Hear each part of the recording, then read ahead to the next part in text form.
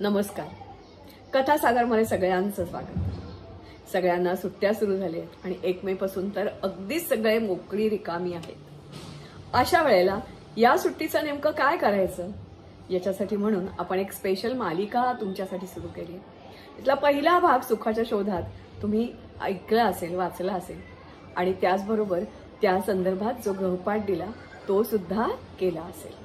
आज त्याच्याच पुढचा दुसरा भाग आज आपण दुसरी गोष्ट बघणार आहोत. गोष्टीचं नाव आहे योग्य निर्णय.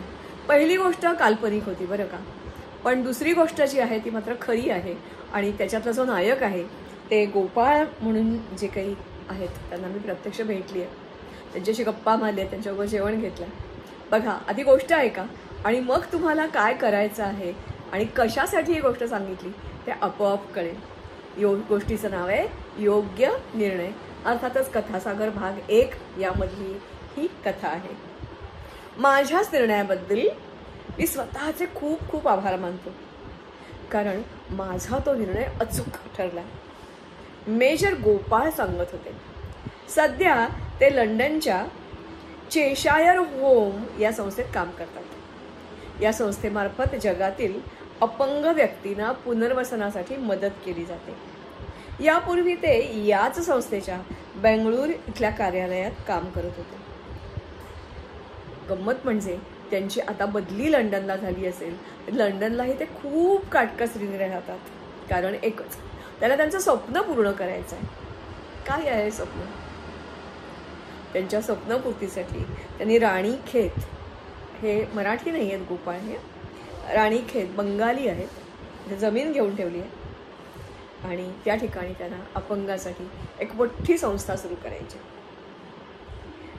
आपण असं काही काम करू असं त्यांना किंवा इतरांना, त्यांच्या आजूबाजूच्या नातेवाईकांना, मित्रांना बिलकुल वाटलं नव्हतं. पण त्यांचं नशीब त्यांना या वाटेवर घेऊन आलं. 2000 सालामध्ये कारगिल संघर्ष नुकताच संपला होता. आपण शत्रूंनी पेरलेले सुरुंग शोधून नष्ट करण्याचं काम सुरू होतं. मेजर गोपाळ आणि त्यांचे सहकारी कित्येक दिवस हे काम करत होते.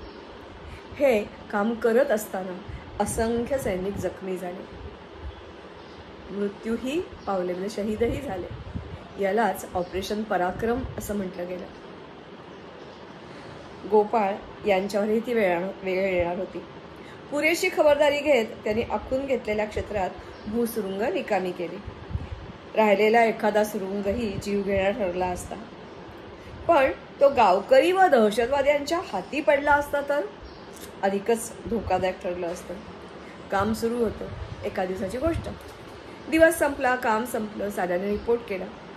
All clear sir. पण त्या साऱ्यांचे प्रमुख म्हणून मेजर गोपाळ पुन्हा निघाले. राऊंड घेतली आणि काही शंका आली म्हणून थोडंसं खाली वाकले.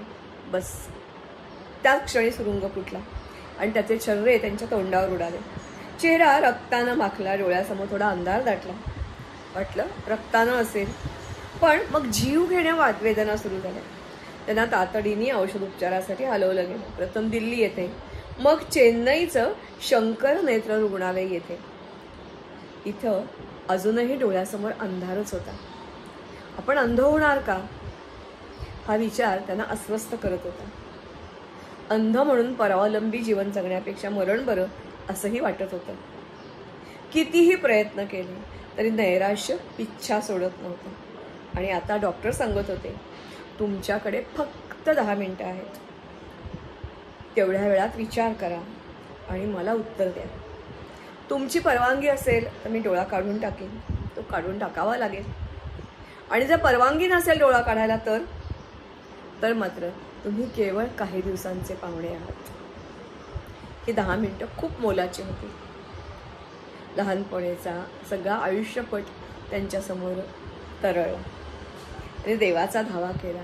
आईवडिलांचा, भावंडांचा चेहरा आठवला. शांतपणे ते डोळे मिटून विचार करू लागले आणि 10 मिनिटांनी त्यांनी उत्तर दिलं, माझा डोळा काढा. आणि आज मला वाटतंय हा घेतलेला निर्णय मी योग्य होता, कारण डोळा गेला म्हणजेच बाहेरचं मला दिसणं कमी झालं, पण आतले डोळे उघडले. मला जे कधीच वाटलं नव्हतं मी अपंगासाठी काम करीन ते मी आता करू शकतो. असे हे मेजर गोपाळ.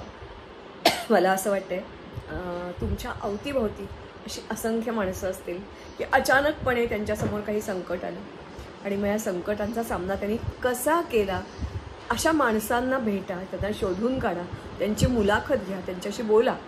का बरं? त्यांच्याबद्दल सहानुभूती म्हणून नाही, त्यांना बिलकुल सहानुभूती नको असते, तर आपल्याला सकारात्मक ऊर्जा त्यांच्याकडून मिळते. योग्य निर्णय म्हणजे काय हे कळतं. आयुष्याचे वेगवेगळे रंग बघायला मिळतात. आणि अशा लोकांना भेटल्यानंतर आपलं जगच बदलतं. जगाकडे बघण्याचा दृष्टिकोनही बदलतो.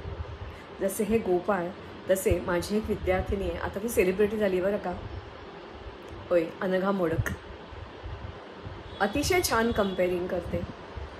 जिभेवर तिच्या जणू सरस्वती असते. पण तिच्याही आयुष्यात एक क्षण असा आला की अतिशय स्वप्न बघण्याचं वय, हुशार मुलगी, स्मार्ट मुलगी, अचानक ताप आला आणि तिचे डोळे गेले. मात्र तिलाही कदाचित खचायला झालंही असेल, पण तिच्या घरचे सगळ्यांनी खूप उमेद धरली आणि आज ती या टप्प्यावर उभी आहे की ती इतरांची आदर्श ठरली आहे. मला असं वाटतं की काही वर्षापूर्वी माझ्या वर्गात एक मुलगा होता आणि नेमकं 10वीच्या वर्षात त्याचं हाड तुटलं, हाताला प्लास्टर बसलं. आता करायचं काय, पेपर कसा लिहिणार, तो डगमगला नाही. हे सगळं झालं ते जरा दिवाळीच्या आसपास झालं होतं. तो म्हणाला काही हरकत नाही, परीक्षेपर्यंत मी डाव्या हाताने लिहू शकेन असा मी तयारी करतो. त्याने डाव्या हाताने पेपर लिहिला आणि चांगले मार्क, आता एक्झॅक्ट किती म्हणजे माहिती नाही, पण जवळजवळ 80-85% मार्क त्याला मिळाले. मला वाटतं एवढंच काय, तर हे माझ्या हातात एक पुस्तक आहे. पुस्तकाचं नाव आहे अनंत आमची ध्येयासक्ती. या अनंत आमची ध्येयासक्ती ह्या पुस्तकामध्ये QMTI, तुम्हाला मागे शब्द दिसत आहेत, क्वीन्स मेरी टेक्निकल इन्स्टिट्यूट, ही अपंग जवानांना प्रशिक्षण देणारी खास संस्था, त्याच्यावर म्हणजेच त्यातल्या निरनिराळ्या जवानांवर लिहिलेलं हे पुस्तक आहे. म्हणजेच जसे गोपाळांचे डोळे गेले तसं कोणाच्या व्होकल कॉर्ड्स खराब होतात, कोणाला बहिरेपण येतं कायमचं, कोणाचा हात तुटतो, पाय तुटतो, कोणाला पॅराप्लेजिक म्हणजे चक्क आयुष्यभर चाकाच्या खुर्चीवर राहायला लागतं. अशा वेळेला हा सैनिक आहे शेवटी, तो परावलंबी होऊ नये किंवा उमेद हरू नये म्हणून त्यांना बजावलं जातं, you are not disable soldiers, you are specially abled soldiers. आणि मग त्यांच्यामध्ये नेमकं काय आहे, जसं बाई तुम्हाला शाळेतल्या सांगतात की तुझ्यात काय नाही आहे ते बघू नको, काय आहे ते शोध आणि त्याचा वापर कर, तसं या जवानांमध्ये काय आहे ते शोधलं जातं. त्यांना उत्तम प्रशिक्षण दिलं जातं आणि ह्याच QMTIमधून बाहेर पडलेले शिकून असलेले मोठे मोठे विद्यार्थी आज कायच्या काय कुठे पोचलेत.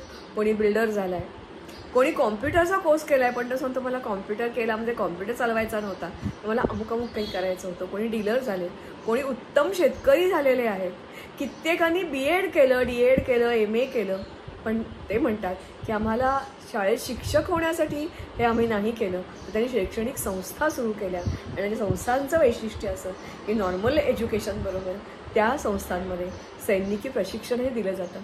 असाच एक ह्याच्यामधला सोल्जर आहे बरं का.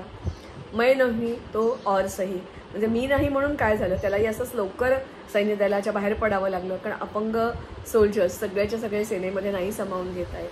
आणि मग त्यांनी चक्क ज्युनियर कॉलेज काढलं आणि आज त्या ज्युनियर कॉलेजमधून दरवर्षी किमान 100 ते 125 सैनिक सैन्यामध्ये दाखल होतात. तेव्हा अशा ह्याच्यातल्या काही गोष्टी आहेत, त्या सगळ्याच गोष्टी आपल्याला नाही सांगता येणार, पण गोपाळांची गोष्ट मी तुम्हाला मुद्दामून सांगितली. गोष्ट नक्की आवडली असेल.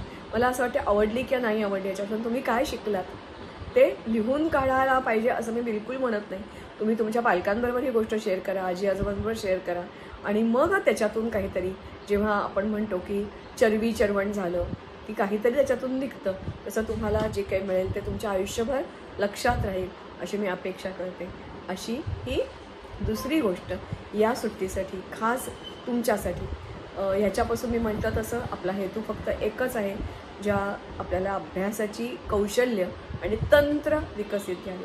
नुसतं धड्यातली प्रश्नोत्तरं पाठ करून तुम्ही योग्य चांगले विद्यार्थी होत नाही आणि चांगला माणूस तर बिलकुलच होत नाही. कधी 99% मार्क मिळवणारा सुद्धा उत्तम माणूस व्हायचं हवं असेल तर ही सगळी तंत्र, कौशल्य आणि माणूस म्हणून घडणी आवश्यक असते. ही गोष्ट तुम्हाला मगाशी सांगितलं त्याच्या पलीकडेही आणखीन काही शिकवेल की जे तुम्हाला चांगला माणूस बनवेल. नमस्कार, धन्यवाद. एक छोटीशी विनंती, तुम्ही ही कथा जी ऐकता ती जेवढ्या जास्तीत जास्त मित्रांपर्यंत पोचवता येईल तेवढ्यापर्यंत पोचवा. का बरं? कारण सगळ्यांनाच अशी संधी मिळेल असं नाही. कित्येक शिक्षकांच्या मनात असेल तरी त्यांना जमेल असं नाही. कित्येक वेळेला काही विद्यार्थी असे असतील की बिचारे लहान गावात खेड्यात राहतात, त्यांच्यापर्यंत त्यांच्या शाळेतले शिक्षक, शाळा अशा सगळ्या सोयी असतातच असं नाही. ही गोष्ट अशी आहे की ती मोबाईलवरही ऐकता येण्यासारखी आहे. त्या नम्र विनंती, जे आपल्याला मिळालं ते दुसऱ्यांना दिलं की आपण समृद्ध होत जातो. आणि म्हणून ह्या गोष्टी तुम्ही तुमच्या इतर मित्रांपर्यंत, नातेवाईकांपर्यंत शेअर करा. आजी आजोबांना सुद्धा सांगा, कारण काही वेळेला ते पण गोंधळलेले असतात बरं का. असं नाही की मोठी माणसं झाली की त्यांना सगळी अक्कल येते, कळतं, असं बिलकुल नसतं. प्रत्येकाला योग्य निर्णय कधी, केव्हा, कसा घ्यावा लागेल हे कधीच सांगता येण्यासारखं नसतं. तेव्हा नमस्कार आणि धन्यवाद.